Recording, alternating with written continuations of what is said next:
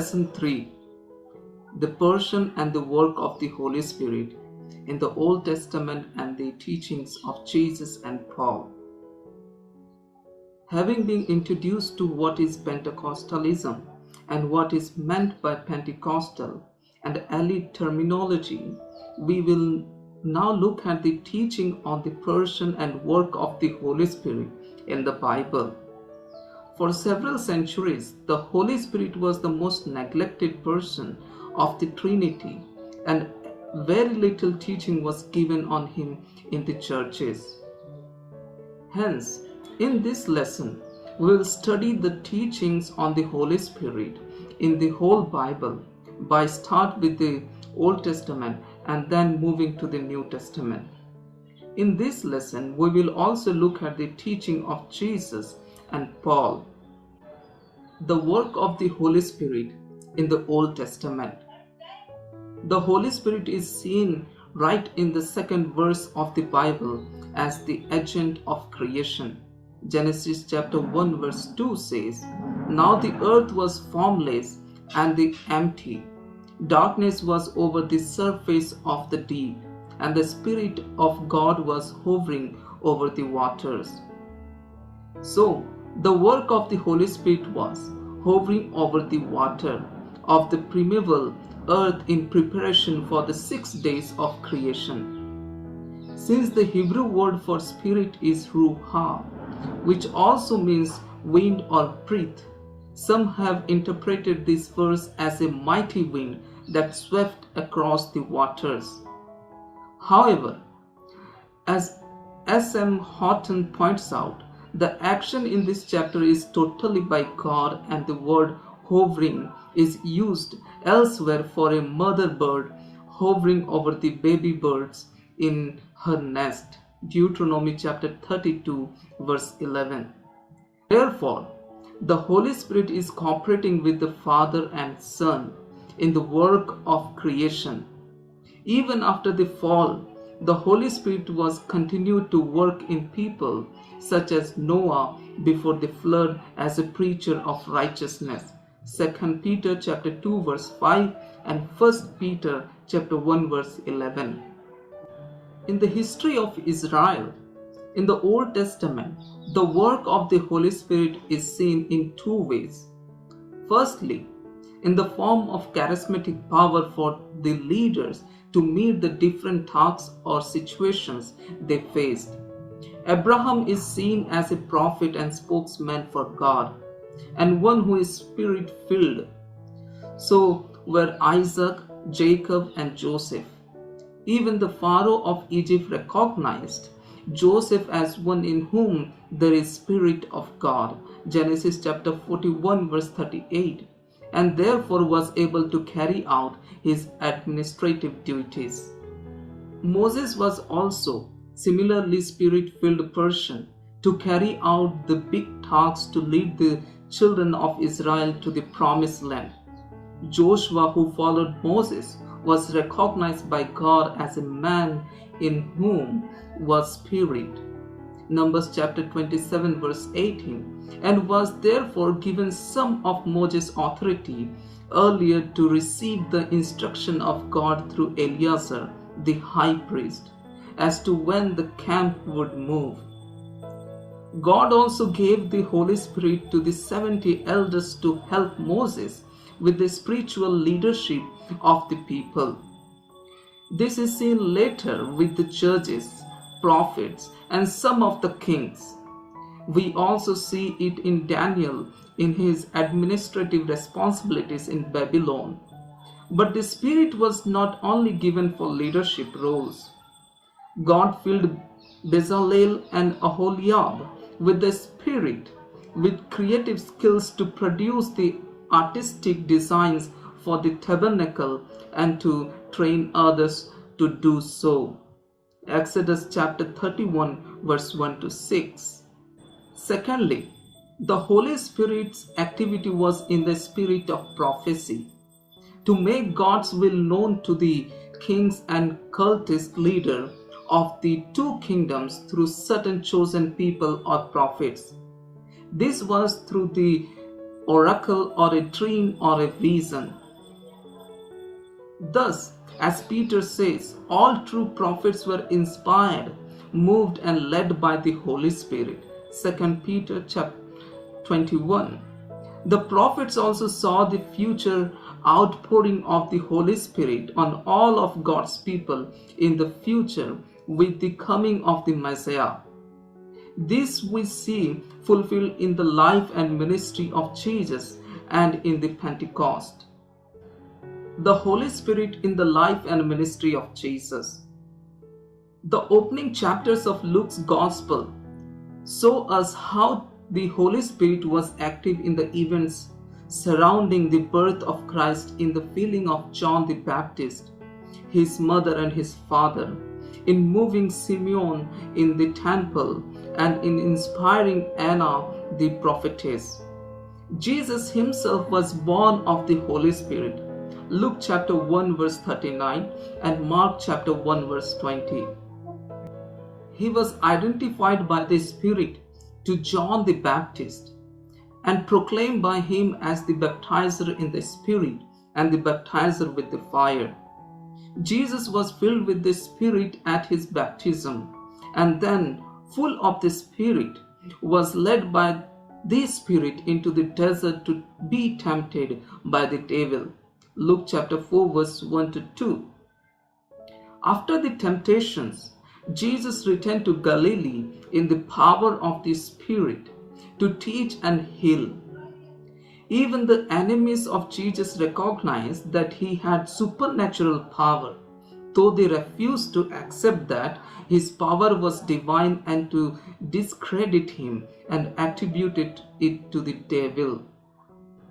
The Gospel thus shows that Jesus' ministry was led by the Holy Spirit. Jesus also taught to the disciples that the Spirit is God's gift and brings all good things God has for his children. He assured them that the Spirit would be with them in every aspect of their life and ministry, even helped them when they were arrested and brought to trial. Matthew chapter 10 verse 16 to 20, Mark chapter 13 verse 9 to 11, and Luke chapter 12 verse 11 to 12. Finally, he commissioned them to make disciples and baptize the believers into worship and service of God in the name of the Father, Son, and Holy Spirit. Matthew chapter 28 verse 19. But wait in Jerusalem till they were clothed with power from on high. Luke chapter 24 verse 49. Jesus' teaching on the Holy Spirit in the Synoptic Gospels. Most of Jesus' teaching on the Holy Spirit was given privately to his disciples, especially during the Last Supper in this upper room before his betrayal at Gethsemane, and is recorded only in the Gospel of John.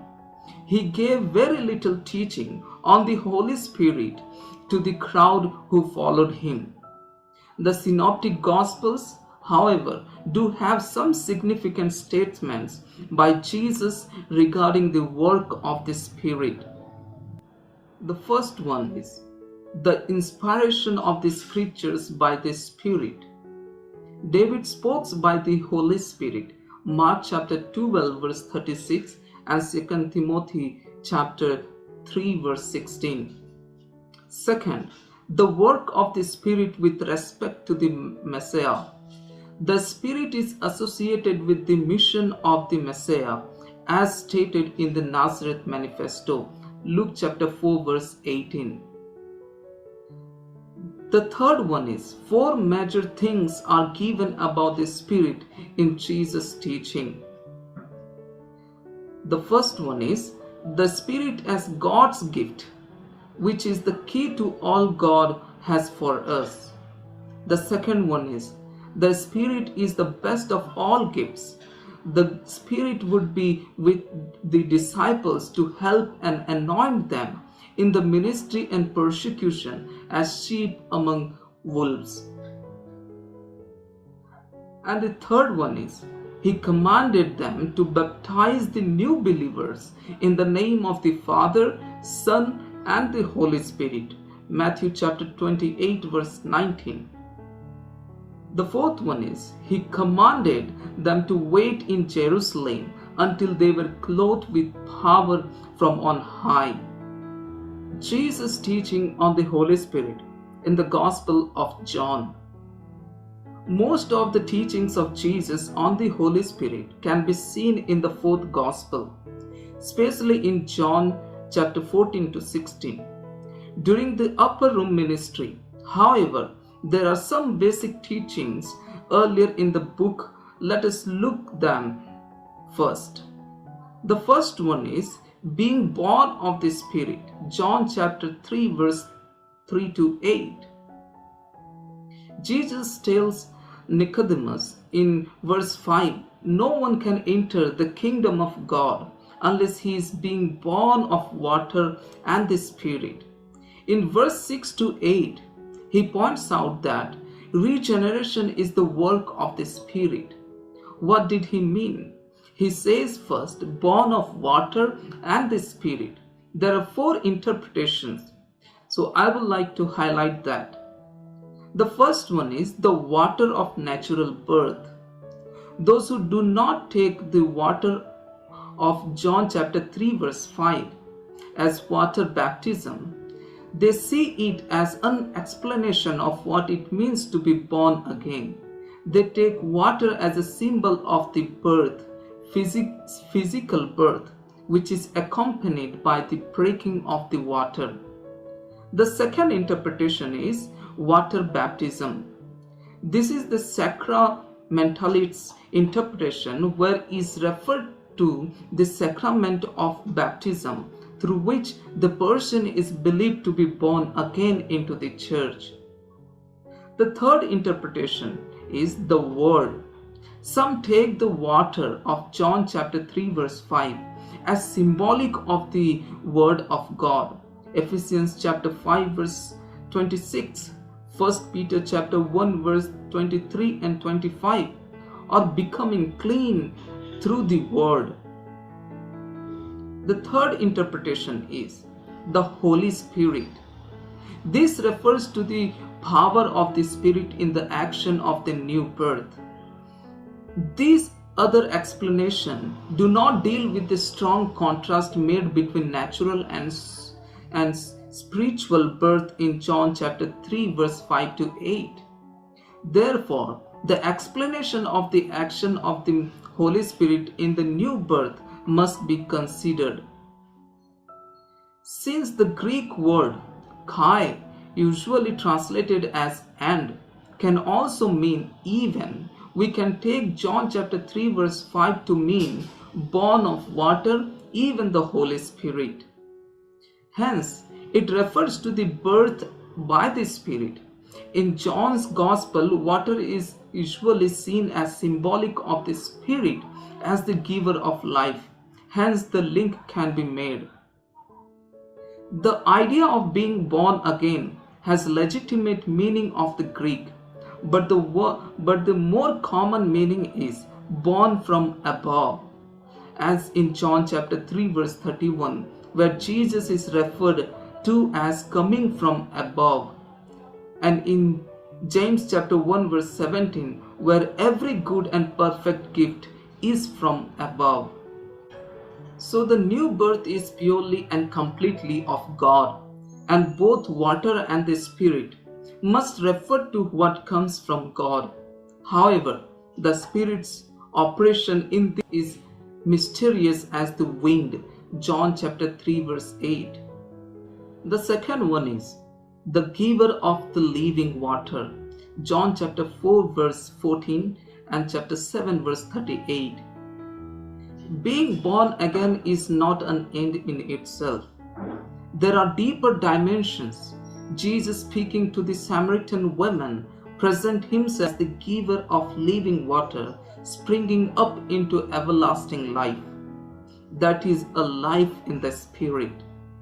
As mentioned above, in John's Gospel, the term water is seen as symbolic of the Holy Spirit himself, as the giver of life.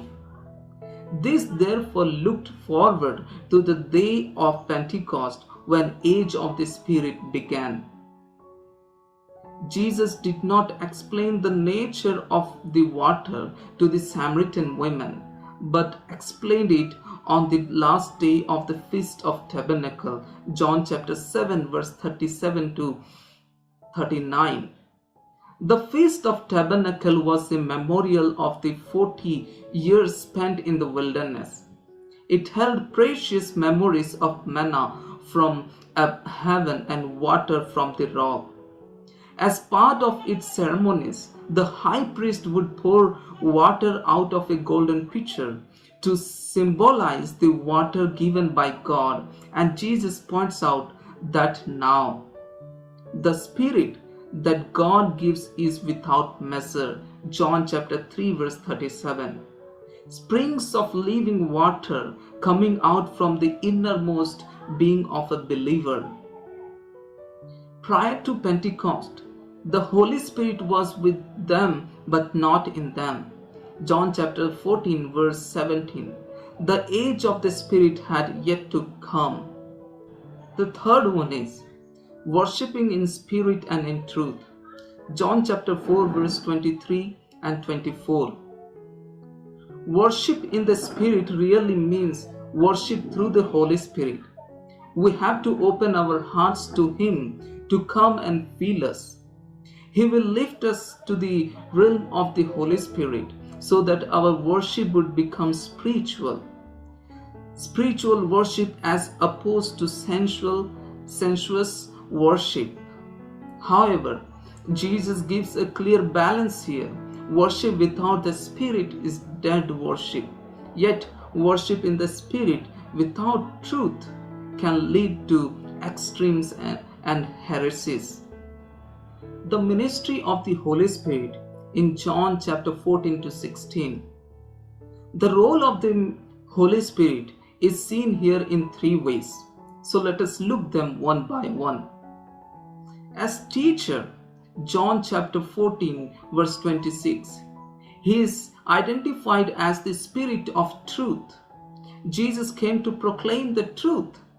John chapter 1 verse 17 and John chapter 14 verse 6. The Holy Spirit does the same. He explains, reveals, interprets and unfolds the will of God as revealed in Christ. The Spirit continues to teach, not by bringing new revelation, but by bringing a new understanding and new illumination. He not only shows us the truth, but also guides us into the truth, helping us to put into action. The second one is, as one who convicts sin, John chapter 16 verse 8 to 11. He convicts the world of guilt and judgment. John says when he comes, he will convict the world of guilt in regard to sin and righteousness and judgment. In regard to sin, because men do not believe in me. In regard to righteousness, I am going to the Father where you can see me no longer. And in regard to judgment, because the prince of this world now stands condemned.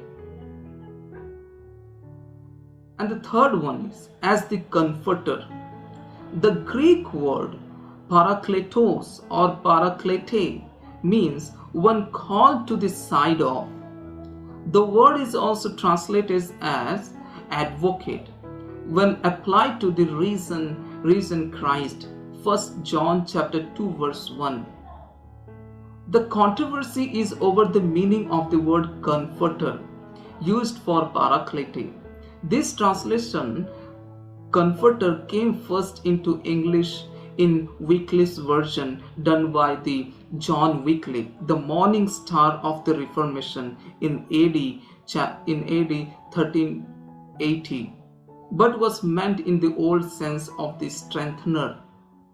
The Holy Spirit in John, he is the teacher, the representative of Christ, seeking to convince man of the truth and bring them to repentance. He gives the right words to say when brought before the government authorities. Luke chapter 12 verse 12. The best way to translate Parakletos is helper. How does he help? So let us look it. The first is by providing strength or comfort. When human strength and comfort fail, we receive the comfort of the Spirit. Acts chapter 9 verse 31. By guiding, John chapter 16 verse 13. He is guiding us into the truth. A guide takes us to places we need to see and avoid danger zones. By teaching, John chapter 14 verse 26. He helps us distinguish between truth and error and illuminates our hearts to avoid false teaching in Christendom today, such as human fads, cultic tendencies, etc. Counselor, John chapter 14 verse 16 to 24. He gives us the right type of counseling. He is the spirit of wisdom. So when we don't know what to do, He will give us the wisdom. Isaiah chapter 11 verse 2. By providing extra help in our infirmities. Romans chapter 8 verse 26. Infirmity here refers to our inability to pray. The Spirit then takes over and that is praying in the Spirit. By controlling our flesh, the Adamic nature of Romans 8:9. In the conflict between the flesh and the Spirit, the sons of God are led by the Spirit. Romans chapter 8 verse 14. God's Spirit does all this and more for us. But if His Spirit is to work in our lives, we must allow Him to have His place. The teaching of Paul on the Holy Spirit. After Jesus' teaching on the Holy Spirit in John's Gospel, the most teaching on the Holy Spirit is seen in Paul's writings. Paul calls for a lifestyle where we are filled with the Spirit. In Ephesians chapter 5 verse 18, the Greek word pleroste is in present tense and indicates the repeated filling of the Holy Spirit. This is in keeping with his emphasis in 1 Thessalonians chapter 5 verse 19, do not put out the Spirit's fire, which is in contrast to the continual feeling. In Romans chapter 8, he stresses the life in the Spirit as the normal lifestyle of a Christian instead of the old life controlled by the law of sin and death. He says, "You, however, are controlled not by the sinful nature, but by the Spirit, if the Spirit of God lives in you. And if anyone does not have the Spirit of Christ, he does not belong to Christ." Romans chapter 8 verse 9. The emphasis is on a life of victory lived in the power of the Spirit in continual refilling. In other words, we are meant to fan the flame of the Spirit into full force so as to remove all impurities and make us vessels sanctified for the Master's use. Paul also talks of the Spirit in Ephesians chapter 1 verse 13 to 14 as the seal and the deposit that guarantees our inheritance and redemption. The seal is a sign of ownership by Christ with the intent that Christ is formed in us. Galatians chapter 4 verse 19. The sealing therefore represents the baptism in the Holy Spirit and is connected with the first installment of the Spirit. Hence, the baptism in the Holy Spirit was the normal experience of all believers in the New Testament times, and their lives were marked with the gifts of the Spirit and the presence of Christ as their daily portion in both work and worship. It was a life of growth in grace and in the fruit of the Holy Spirit as well.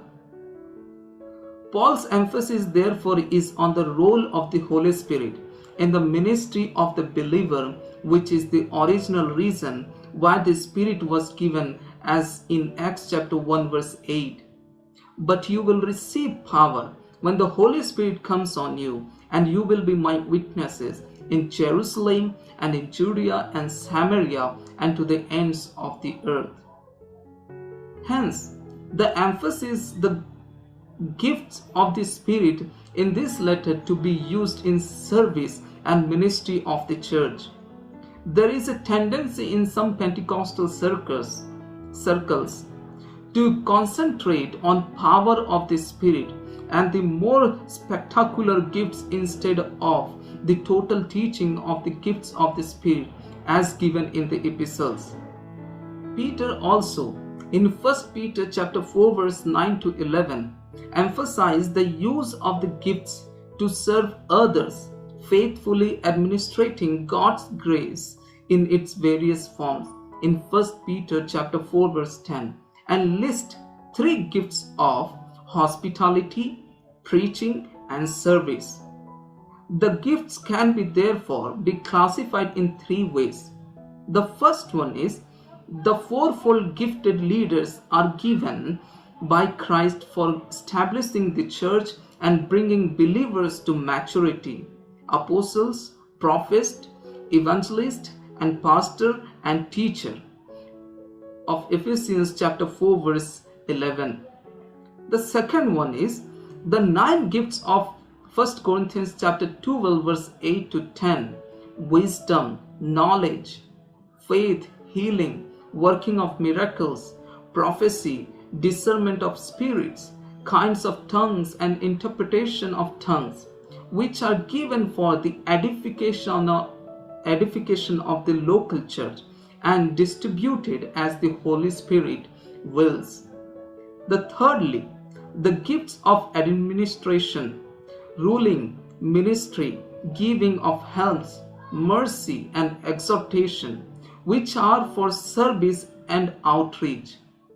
It links to Romans chapter 5 verse 15 to 16, where Paul describes God's great graciousness in the justification of sinful humankind, to Romans chapter 11 verse 29 of God's gracious gift to eternal life, which is a divine gift, not a short-time event.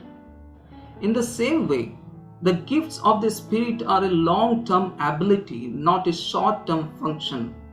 As some theologians have described it, they are bestowed by the grace or unmerited favor of goodness of God for ministry, not for our personal power. In dealing with the gifts, Paul gives further teaching to the Corinthians believer that they should see that love must be the governing principle in exercising the gifts. Love is not substituted for the gifts, but it is a fruit of the Spirit, and both are necessary for the life and ministry of the church. While Paul does not want to stop the manifestation of the gifts of tongues, and in fact warns against forbidding speaking in tongues in 1 Corinthians chapter 14 verse 39, he gives very strict instructions on the use of tongues, especially in public worship. He emphasizes that tongues edify the individual believer, but not the church. He in fact says, if anyone speaks in a tongue, 2 or at most 3 should speak, one at a time, and someone must interpret. If there is no interpreter, the speaker should keep quiet in the church and speak to himself and God. 1 Corinthians chapter 14 verse 27 to 28. Paul is emphasizing that a variety of gifts are needed if the whole body is to be witnessed to, and that they should desire the higher gifts that build up the church. 1 Corinthians chapter 14 verse 12, such as the word of knowledge, prophecy of the word of instruction, He therefore tells them that everything should be done in a fitting and orderly way. We need to understand that Paul is speaking in the context of church. Speaking in tongue is very much important, and we must have this experience in our lives. Thus, both the spiritual gifts and the fruit of the Spirit are necessary for the ministry. The expression, the fruit of the Spirit, is found only in Galatians chapter 5 verse 22 to 23 and is defined as consisting of 9 behavioral qualities: love, joy, peace, patience, kindness, faithfulness, gentleness, and self-control. These have to be manifested in the treatment of others, especially other Christians. This links with 1 Corinthians chapter 13 and emphasizes the need to link it to the exercising of the gifts. It has connections with other Pauline passages such as Romans chapter 13 verse 8 to 14. Three things may be emphasized about the fruit. The first one is it refers to active attitudes and behavior towards others in the Christian fellowship. Secondly, it is a manifestation of the gift of God's Spirit allowed to sway in our life. Thirdly, it rises from the conforms to the sacrificial paradigm of Christ's own self-sacrifice.